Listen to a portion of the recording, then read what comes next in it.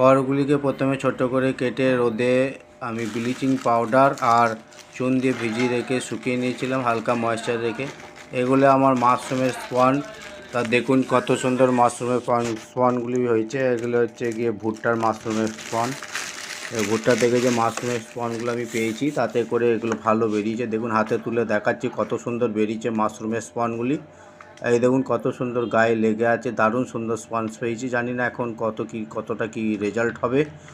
তা এই স্পনগুলিকে নেব এবং এর সাথে আমি নিয়েছি একটি 18-24 প্লাস্টিক, যার পেছন দিক থেকে আমি বেঁধে রেখেছি গাটার দিয়ে। সেই 18-24 প্লাস্টিক হয়েছে। দেখুন তার তলাতে আমি কিছু পোয়াল দিয়ে দিলাম এবং প্লাস্টিকের গায়ে গায়ে আমি স্পনগুলিকে ছড়িয়ে দেবো ভালো করে। গায়ে প্লাস্টিকের গায়ে দেবো, একদম গায়ে দিয়ে বারংবার আমি 4 থেকে 5টা স্টেপ করব।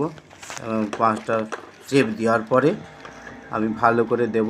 দেখুন এইভাবে আমি 5টা স্টেপ দেবো, 4টে কি 5টা স্টেপ দেবো ভালো করে থাক করে নিয়ে, স্টেপ দিয়ে থাক করে নিয়ে এবং হাওয়াটিকে প্রেসার দিয়ে বার করে দেবো।